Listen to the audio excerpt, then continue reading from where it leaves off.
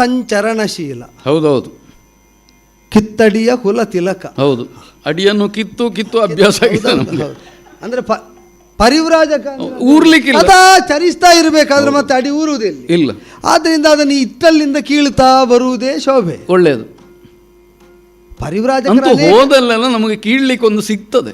ಹೌದಪ್ಪ. ಮತ್ತೆ ಒಂದುಂಟು, ಕಾಲಿಡುವುದೇ ಕೀಳುವುದಕ್ಕಿದ್ದಲ್ಲಿ ಮಾತ್ರ ಅಂತ ನೀನೇ ಸೂಚನೆ ಕೊಟ್ರೆ ಆಗಬೇಕಾದ್ದೇ. ಆದ್ದರಿಂದಲೇ ಈಗ ಅಲ್ಲಿಂದ ಅಡಿಯೂರಿ ನಿಲ್ಲದಂತೆ ಆಗಲಿ ಅಂತ ಅಲ್ಲಿಂದ ಅಡಿ ಕಿತ್ತಿದ್ದೇನೆ. ಹೌದೌದು. ಎಲ್ಲಿ ಊರ್ಲಿಕ್ಕೆ ಅಂತ ಗೊತ್ತಿಲ್ಲ. ಅದನ್ನೇ ಅದು ತಾನಾಗಿ ನಿನಗೆ ಕಾಣುತ್ತದೆ. ಆದೀತು. ಈಗ ಮೇಲಿನಿಂದಲೇ ಬೇಕಾದಲ್ಲಿಗೆ ಕಾಲಿರಿಸಬಲ್ಲ ಯೋಗ್ಯತೆಯನ್ನು ಹೊಂದಿದವನು ಅದನ್ನೆಲ್ಲ ನೋಡದೆ ಮುಂದಡಿ ಇಡುವುದಕ್ಕಿಲ್ಲ. ಇದು ತನಕ ಮತ್ತೆ ಅಬಾಧಿತವಾದ ಗಮನವನ್ನು ಹೊಂದಿ ಅದರಿಂದ ಆರ್ಜಿತವಾದ ಕೀರ್ತಿಯನ್ನು ಹೊಂದಿದಂತಹ ನಿನಗೆ ಅದೊಂದು ಸಮಸ್ಯೆಯೂ ಅಲ್ಲ. ಆಗಲಿ, ಇವತ್ತು ಈಗ ಜಲದಿ ಮಧ್ಯದಲ್ಲಿ ಸ್ಥಿತವಾದದ್ದು ಸಮಸ್ಯೆ ಅಲ್ಲ ಅಂತ ಹೇಳಿದ ನೀನು. ಇವತ್ತು ಈಗ ಅಂತ ಹೇಳುವಾಗ ಏನಾದರೂ ಸಮಸ್ಯೆ ಉಂಟಾ? ಯಾರಿಗೆ? ಇಲ್ಲಪ್ಪ, ನನಗೆ ಅಲ್ಲ. ನಿನಗೆ ಸಮಸ್ಯೆ ಇಲ್ಲದೆ ಇದ್ದದ್ದನ್ನು ನೋಡಿದಾಗ ನಿಜವಾಗಿ ಹೇಳ ಅಲ್ಲ, ಬೇಡ. ನಾವು ನಮ್ಮದನ್ನು ಹೇಳಿ ನಿನ್ನನ್ನು ನೋಯಿಸುವುದು ಯಾಕೆ? ಸಂತೋಷದಲ್ಲಿದ್ದ ನಿನ್ನದನ್ನೇ ಕೇಳುವ. ನೀನು ಈ ಪೀಠದಲ್ಲಿ ಕುಳಿತುಕೋ, ಇಲ್ಲಿ ಕುಳಿತುಕೋ. ಸರ್ವೋಪಚಾರಗಳನ್ನು ಒಬ್ಬಾತ ಯಾದವನಾಗಿ ಪುರಕ್ಕೆ ಮನೆಗೆ ಬಂದಂತಹ ನಿನಗೆ ಸಮರ್ಪಿಸ್ತಾ ಇದ್ದೇನೆ. ಅಷ್ಟು ಹೇಳಿದ ಮೇಲೆ ಬೇಡ ಅಂತ ಹೇಳಲಿಕ್ಕೆ ಅಧಿಕಾರ ಇಲ್ಲ. ದೇವರ್ಷಿ ವರೇಣ್ಯನಾದಂತಹ ನೀನಿದಷ್ಟನ್ನು ಸ್ವೀಕರಿಸಬೇಕು.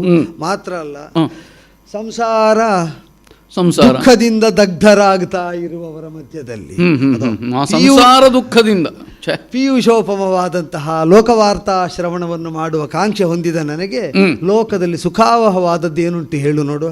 ಸ್ವಲ್ಪ ಅದಕ್ಕೆ ಹೇಳುವ. ಇಲ್ಲಿ ದುಃಖ ಅನುಭವಿಸಿ ಸಾಕಾಗಿದ್ದು. ಈಗ ಸುಖಾವಹವಾದದ್ದನ್ನೇ ಸುದ್ದಿಯಾಗಿ ಹೇಳಬೇಕು ಅಂತ ಹೇಳೋದ ನೀನು? ಅಲ್ಲ, ನೀನು ಹೇಳೋದ ಯಾವ ಸುದ್ದಿ ಕೇಳಿದ್ರು ಅದು ಸುಖಾವಹ ಎನ್ನುವ ಭಾವನೆಯಿಂದ ಹೇಳೋದ? ಅಲ್ಲ, ದುಃಖ ಯಾವ ಸುದ್ದಿ ಆಗಿರ್ತದೆ.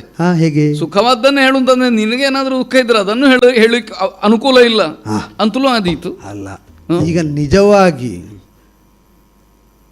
ಅದರಲ್ಲಿ ಏನು ಇರುವುದಿಲ್ಲ. ನಾವು ಕೇಳುವಲ್ಲೇ ತನಕ ಕೇಳಿದ ಮೇಲೆ ನಮ್ಮ ಮನಸ್ಥಿತಿ, ದೇಹ ಸ್ಥಿತಿಗೆ ಅನುಗುಣವಾಗಿ ಆ ವರ್ತಮಾನ ಪ್ರಿಯವೋ ಅಪ್ರಿಯವೋ ಆಗುವುದು.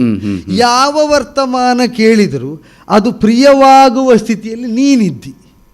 ನಾನು ಎಲ್ಲದರ ಒಳಗೆ ಹೊಕ್ಕು ಯಾವುದರಲ್ಲೂ ಅಂಟದೆ ಕಿತ್ತಡಿಯ ಕುಲತಿಲ್ಲ. ಕೆಲವು ಸಲ ಹೀಗಿರ್ತದೆ, ಯಾವುದು ಕೇಳಿದ್ರು ಒಂದೋ ದುಃಖ ಅಲ್ಲ ಸುಖ ಆಗುವ ಸ್ಥಿತಿಯಲ್ಲಿ ಕೇಳುವವ ಇದ್ರೂ ಆಗ್ತದೆ. ಅದೇ ಅವನ ಮನೋಧರ್ಮ. ಆದ್ದರಿಂದಲೇ ನಿನಗೆ ಯಾವುದು ಕೂಡ ಬಾಧಕವಲ್ಲವಾದದ್ರಿಂದ ಪ್ರಿಯ ವರ್ತಮಾನಗಳೇ ಹೇಳಿದ ಕೇಳುವವನ ವಿಷಯಕ್ಕೂ ಹೌದು ಅಂತ ನನಗೆ ಅಲ್ಲ. ಇಲ್ಲ, ಈಗ ಕೇಳುವವನಿಗೆ ಆನಂದಮಯವಾದ ಸ್ಥಿತಿ ಇದ್ದಾಗ ಜಗತ್ತಿನ ದುಃಖವಾದರೂ ಇವನಿಗೆ ದುಃಖ ಅಂತ ಅನಿಸುವುದಿಲ್ಲ. ಆದರೆ ನಿನ್ನ ವಾಕ್ಸಿದ್ಧಿ ದೊಡ್ಡದಲ್ವೋ?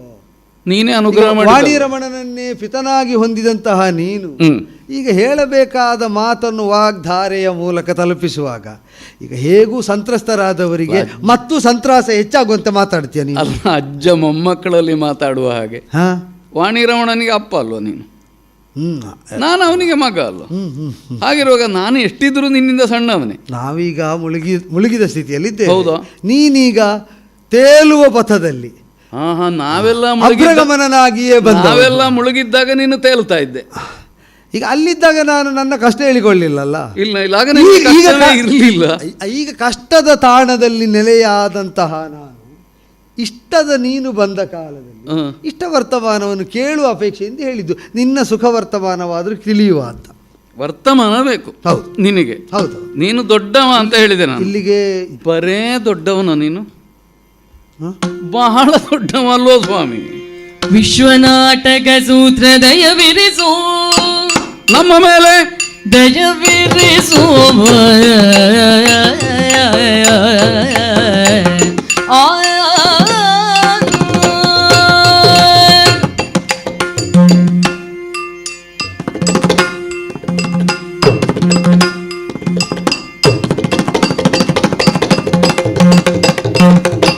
ವಿಶ್ವನಾಟಕ ಸೂತ್ರ ದಯವಿರಿಸು, ಭೂಭಾರ ಹನನಕ ವಿಶ್ವದೊಳಗುದಿಸಿರ್ಪೆ ಸಿರಿಯರಸೋ. ಭೂಭಾರ ಹನನಕ ವಿಶ್ವದೊಳಗುದಿಸಿರ್ಪೆ ಸಿರಿಯರಸೋ ದಯವಿರಿಸೋ. ವಿಶ್ವರಂಗದಿ ರಾಮನಾಗುತ್ತ ವಿಶ್ವ ಸಕಲಕ್ಕೆ ತೋರ್ದೆ ಮಹಿಮೆಯ. ವಿಶ್ವರೂಪನೆ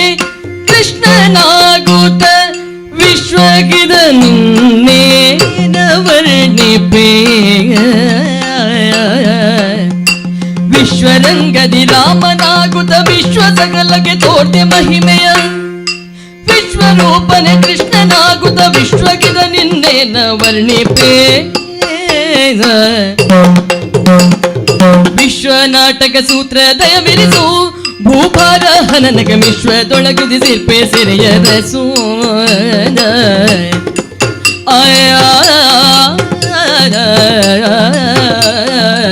ಸಿರಿಯ ರಸು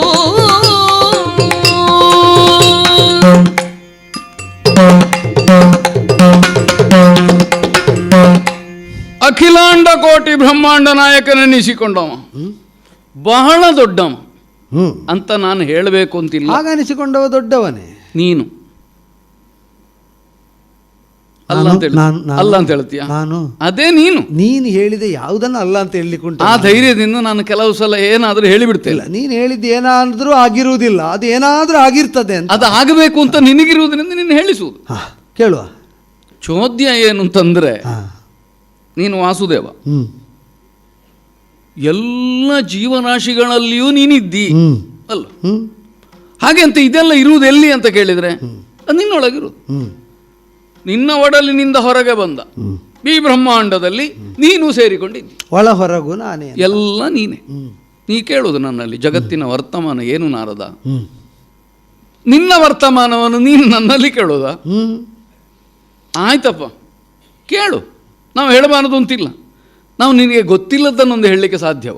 ಈಗ ಯಾವ ವಿಷಯಕವಾದ ಸುದ್ದಿಯೇ ಇರಲಿ, ಅದು ನಿರ್ದಿಷ್ಟವಾದ ವ್ಯಕ್ತಿಯೊಬ್ಬ ಹೇಳಿದಾಗ ಅದು ಯಾವ ವಿಷಯದ ಸುದ್ದಿ ಎಂಬುದರ ಜೊತೆಗೆ ಯಾರು ಹೇಳಿದ ಸುದ್ದಿ ಅಂತಲೂ ಆಗ್ತದೆ. ತಾತ್ಪರ್ಯ ಅಂತ ಹೇಳುವವನ ಮನೋಗತವು ಹೇಳುವಿಕೆಯಲ್ಲಿ ಸೇರಿಕೊಂಡು ಬಂದು ನಮ್ಮನ್ನು ಹೊಂದುತ್ತದೆ. ಅದಕ್ಕೊಂದು ಕಟ್ಟುಪಾಡು ಮೊದಲೇ ಹಾಕಿಬಿಟ್ಟಿಯಲ್ಲ. ಅಂದ್ರೆ ನೀನು ನಿರ್ಲಿಪ್ತನಲ್ವೋ ಅಂತ ಹೇಳಿದ್ದಿ. ಆದ್ದರಿಂದ ಅದು ಹಾದು ಬರಲಿ. ನಾನು ಏನನ್ನಾದ್ರೂ ಹೇಳಲಿಕ್ಕೆ ಹೊರಟರು ನನ್ನದಾದ್ದು ಏನು ಸೇರ್ಲಿಕ್ಕಿಲ್ಲ, ನಿನಗಾಗಿ ಸೇರ್ಲಿಕ್ಕಿಲ್ಲ. ಹಾಗೆ ಅಂತ ನಿನಗೆ ಸೇರಿಸಬೇಕು ಅಂತ ಉಂಟ ಅಲ್ಲ, ನೀನು ಸೇರಿಸಿದ್ರೆ ಹೇಗಿರ್ತದೆ ಅಂತ ಕೇಳಬೇಕು.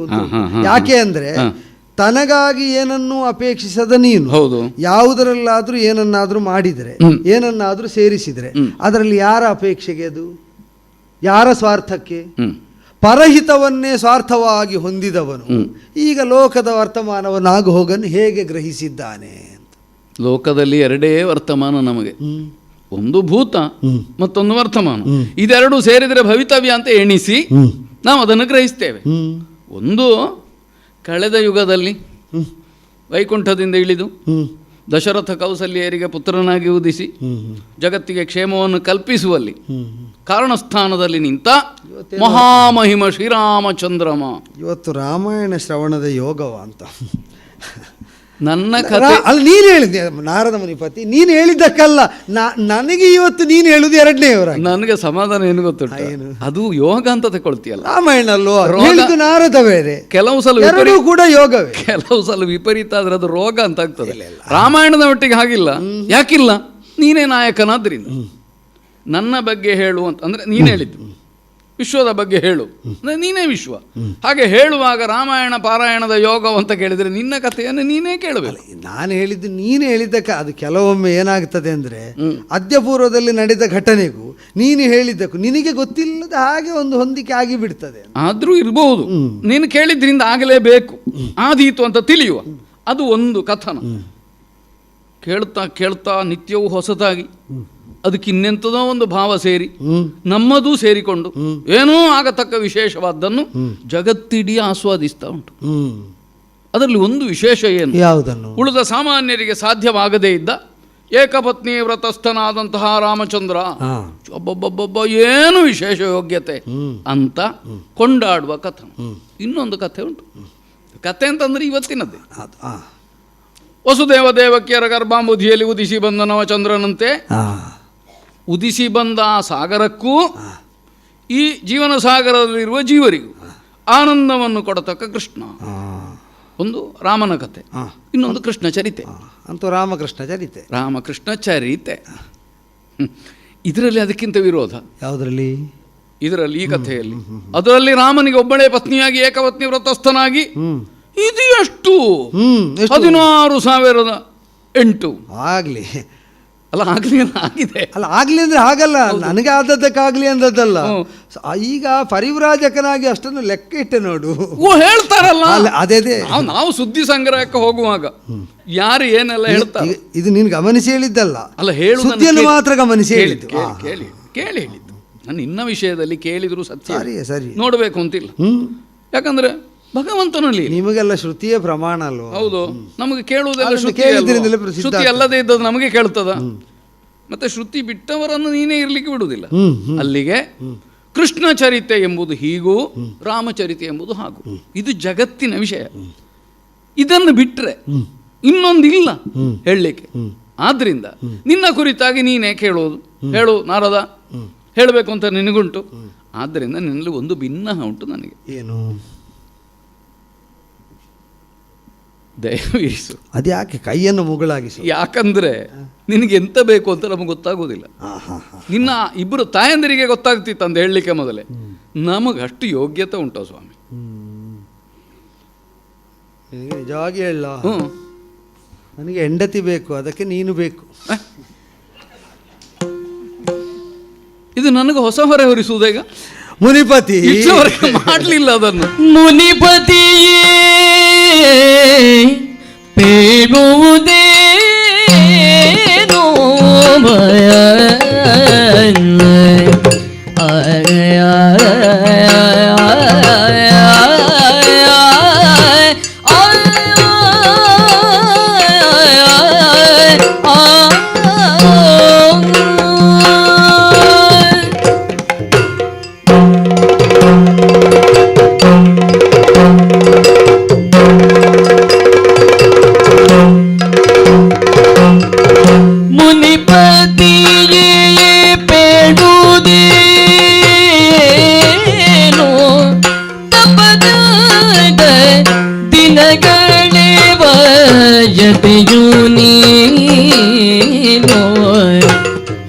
ವನಿತೆಯರ ಮನದಾಳವ ತಿಳಿದಕ್ಕೆ ಬಣಗಾದನೇ ಕೇಶವ. ವನಿತೆಯರ ಮನದಾಳವ ತಿಳಿದಕ್ಕೆ ಬಣಗಾದನೇ ಕೇಶವ.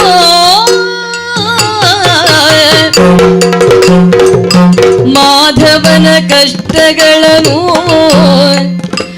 ಅಂತರದಿ ಬಾಧಿಸುವ ಜೊತೆಗಳನ್ನು ಶೋಧಿಸಿ ಮುನಿಶ್ರೇಷ್ಠನೇ ಭೇಷಜವ ಸಾಧಿಸೈ ಸುರಭಂಜನೆ ತೇಳುವುದೇ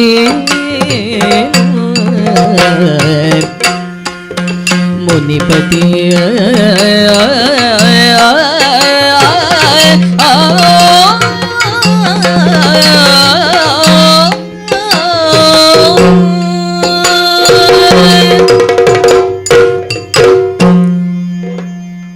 ಮುನಿಪತೆ ಪ್ರಭು, ಸದಾ ಸರ್ವದ ಚಿಂತನಾಪರನಾಗಿರುವವನು ನೀನು. ಭವವನ್ನು ಅನುಸರಿಸಿ ಅನುಭವಕ್ಕೊಡ್ಡಿಕೊಳ್ಳುವವನಲ್ಲ. ಅತೀತನಾಗಿದ್ದು ಕೂಡ ಅನುಭವಸ್ಥರನ್ನು ನೀನು ಸಂಧಿಸ್ತಿ. ಅವರ ವಾಗ್ರೂಪದಲ್ಲೋ ಅವರ ಕ್ರಿಯಾರೂಪದಲ್ಲೋ ಅವರ ಅನುಭವ ಏನು ಎಂಬುದನ್ನು ನೀನು ಅರೀತಿ. ಕೇಳ್ತೇನೆ. ಆದರೆ ನಿನ್ನದ್ದಾದ ಅನುಭವಕ್ಕೆ ನೀನು ಅದನ್ನು ನಿನ್ನನ್ನು ತೆರೆದುಕೊಳ್ಳುವುದಿಲ್ಲ, ನಿನ್ನನ್ನು ಒಡ್ಡಿಕೊಳ್ಳುವುದು. ಲೀನತೆ ಇಲ್ಲ. ಈಗ ರೂಢಿಯಲ್ಲಿ ಹೇಳುವುದಿದ್ರೆ ಪದ್ಮಪತ್ರದ ಮೇಲಿನ ಜಲಬಿಂದುವಿನಂತೆ ಅಂತ. ಈಗ ಮುನಿಪತಿಗಳಾದವರಿಗೆ, ವಿರಕ್ತರಾದವರಿಗೆ ಯಾವ ರೂಪಕ ಕೊಡ್ತಾರೋ ಅದು ಸಮರ್ಪಕವಾಗಿ ಒಗ್ಗುವ ಒಂದು ವ್ಯಕ್ತಿ. ನಾವು ಅದನ್ನು ಆದರ್ಶ ಅಂತ ತೆಕ್ಕೊಂಡ ಮೇಲೆ ಯಥಾಸಾಧ್ಯ ಆಗಿರುವುದಕ್ಕೆ ಕೆಲವು ಸಲ ಆಗುವುದಿಲ್ಲ. ನೀನು ಹಾಗೆ ಹೇಳ್ತಿ, ಕೆಲವು ಸಲ ಆಗುವುದಿಲ್ಲ ಅಂತ. ಈಗ ಇಲ್ಲಿನ ಅವಸ್ಥೆ, ನಾನು ಪೂರ್ತಿ ಮುಳುಗಬೇಕು, ಅಂಟಬೇಕು, ಅಂಟಿಸಿಕೊಳ್ಳಬೇಕು ಅಂತ ಬಂದು ಮುಳುಗಿದ ಮೇಲಿನ ಅವಸ್ಥೆ ಏನಾಯಿತು ಅಂದ್ರೆ, ಕೇಶವ ಹೌದು ಅಲ್ಲಿರುವಾಗ ನಾರಾಯಣ ಅನ್ನುತ್ತಿದ್ರು. ಹೌದು, ಜೀವಾಧಾರವಾದ ದ್ರವದಲ್ಲಿ ಸುಲಲಿತವಾದ ಸಂಚಾರವನ್ನು ಹೊಂದಿದವನು, ಜೀವಕ್ಕೆ ಆಶ್ರಯಪ್ರದಾಯಕವಾದ ಜಲದಲ್ಲಿ ವಿಹರಿಸುವವನು ಎಂಬ ಅರ್ಥದಲ್ಲಿ ನಾರಾಯಣ ಅಂತ ಕರೀತೀವಿ. ಇದು ನೀರಲ್ಲಿ ಬಿದ್ದ ಶವದಾಗಿದೆ. ಕೇಶವ ಅಂದ್ರೆ ಹಾಗೊಂದು ಅರ್ಥ ಉಂಟು. ಕೇಶವ ಅನ್ನೋ ನೀರಲ್ಲಿ ಇದೀಗ ಆ ಅವಸ್ಥೆ ಆಗಿದೆ. ಕಷ್ಟ. ನೀವೆಲ್ಲ ಹೇಳ್ತೀರಿ ಭಗವಂತನ ಚಿತ್ತ ಅರಿಯುವುದಕ್ಕೆ. ಭಗವಂತನಿಗೆ ಚಿತ್ತ ಅರಿಯುವುದಕ್ಕಾಗುವುದಿಲ್ಲ ಅಂದ್ರೆ ಈಗ ಭಗವಂತನ ಚಿತ್ತವನ್ನೇ ನೀನು ಭಗವಂತನಿಗೆ ಹೇಳಿದ ಮಾತು ಹೌದೌದು ಅಲ್ವಾ, ನಿನ್ನ ಚಿತ್ತ ಏನು ಅಂತ ಗೊತ್ತಾಗ. ಒಂದು ಭಗವಂತನ ಚಿತ್ತವನ್ನೇ ಭಗವಂತನಿಗೆ ಅರಿಲಿಕ್ಕೆ ಆಗೋದಿಲ್ವೋ, ಅಲ್ಲ ಭಗವಂತನಿಗೂ ಬೇರೆಯವರ ಚಿತ್ತ ಅರಿಯುವುದಕ್ಕಾಗುವುದಿಲ್ಲ. ಆಟ ಕೈ ಬಿಟ್ಟು ಹೋಗಿದೆ ಮುನಿಪತಿ. ಆಟ ಹೌದು.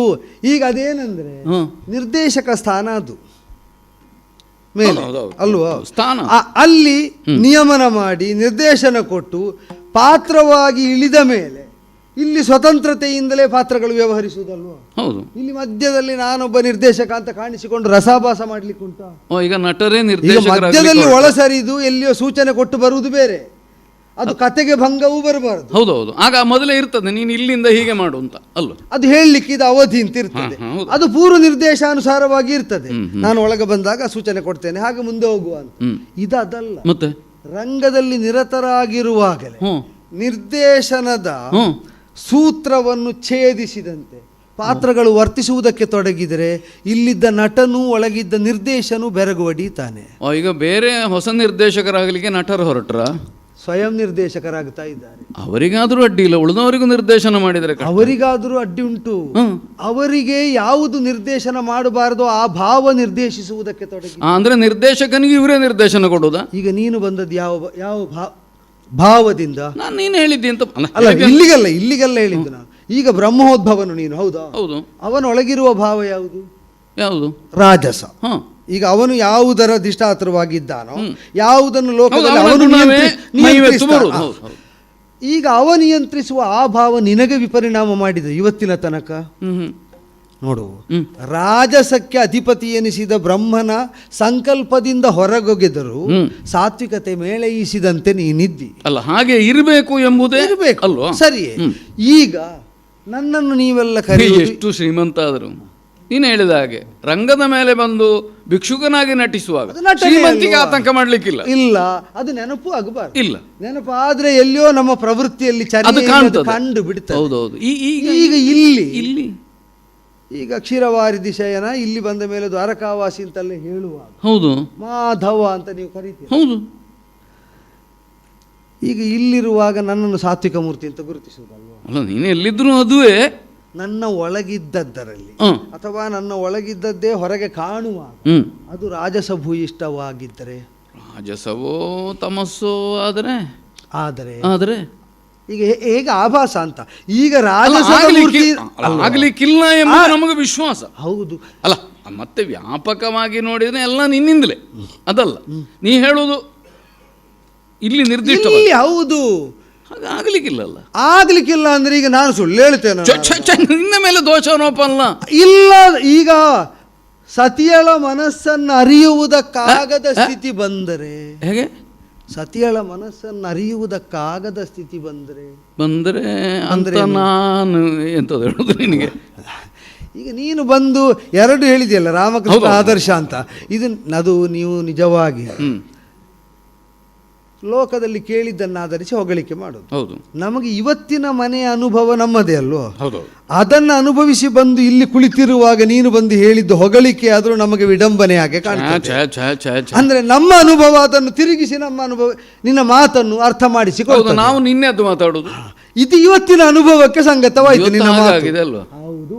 ಈಗ 16,008 ಮಂದಿ ಕೃಷ್ಣಾವತಾರದಲ್ಲಿ ಏಕಪತ್ನಿ ವ್ರತ ಅದು ಅಂತ ಹೇಳ್ತಿ.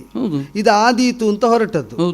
ಈಗ ಬಂದವರು ಒಪ್ಪಿಕೊಂಡು ಒಗ್ಗಿಕೊಳ್ತಾ ಇರುವಾಗ ಇದ್ದವರು ಸಿಡಿದು ನಿಂತರೆ ಸೆಟೆದು ನಿಂತದು ಅಂತ ಆದರೆ ಈಗ ಏನು ಮಾಡಬೇಕು ಅಂತ ನನ್ನಲ್ಲಿ ಕೇಳುವಾಗ ನೀನು ಹೇಳ್ಬೇಕು. ನನಗೆ ಪ್ರಶ್ನೆಯನ್ನು ಸ್ವಲ್ಪ ಆಲೋಚನೆ ಮಾಡೋದು. ಈಗ ಸತಿಯರ ಮನಸ್ಸು ನಿನಗೆ ಅರಿವಾಗುವುದಿಲ್ಲ ಎಂಬುದು ನಿನ್ನ ಮೇಲೆ ಆರೋಪ ಮಾಡೋದು ಅಂತ ತಿಳಿಯಬೇಡ. ನಮಗೆ ನಂಬಲಿಕ್ಕೆ ಕಷ್ಟ ಆಗ್ತದೆ. ಯಾಕಂದ್ರೆ ಅಷ್ಟು ಮಂದಿಯನ್ನು ಉದ್ಧಾರ ಮಾಡಿದವ, ಅಷ್ಟು ಮಂದಿಯ ಸಂಕಷ್ಟಕ್ಕೆ ಒದಗಿನವ. ಒಂದ ಎರಡ ಶಬರಿಯಿಂದ ಅಲ್ವ, ಕುಬ್ಜೆಯಿಂದ ಈಗ ಇರುವ ಇಷ್ಟು ಮಂದಿ ಯಾರು? ಅಹಲ್ಯ ಕಲ್ಲಾಗಿದ್ದವಳು, ಅವಳನ್ನು ಉದ್ಧಾರ. ಯಾವ ಹೆಣ್ಣು ತಾನೇ ನಿನ್ನೆದುರು ತನ್ನ ಅಂತರಂಗವನ್ನು ತೆರೆಯದೇ ಇದ್ದವಳು? ಅವರೆಲ್ಲ ಇರಲಿಲ್ಲಾರದ. ಈಗ ಲೋಕದ ಉಳಿದವರಿಗೆ ನಾವು ಹೇಳ್ತೇವೆ. ನನಗೆ ನಿಜವಾಗಿ ನಾನು ಭಾವ ಸಂಬಂಧಿಯಾಗಿ ಒಂದು ಹೇಳುದಿಲ್ಲ. ನನಗೆ ಹತ್ತಿರದ ದೊಡ್ಡ ಹೆಂಡತಿ ಯಾರು ಅಂತ ಕೇಳಿ ಹೌದು ಆಯ್ತು, ಹತ್ತಿರದ ದೊಡ್ಡ ಹೆಂಡತಿ ಯಾರು ಅಂತ ಕೇಳಿದ್ರೆ ದೊಡ್ಡದರ ಮಗಳ ಅಥವಾ ದೊಡ್ಡದೋ ಆಗಿರ್ಬೇಕು. ದೊಡ್ಡದರ ಮಗ ನಾರದ ಅಂತ ಅದಕ್ಕೆ ನನಗೆ ಹೇಳುವುದಾನೆ ನಿನಗೆ ಹೇಳಿ. ಯಾಕೆ ಅಂದ್ರೆ ಯಾಕೆ ಯಾರಿಗೋ ನೀನೊಂದು ಸೂತ್ರ ಕೊಟ್ಟಿ ಅಂತೆ. ಮಧುರಾ ಭಕ್ತಿ ಅಂದ್ರೆ ಎಂಥದ್ದು ಅಂತ ಅಲ್ವಾ?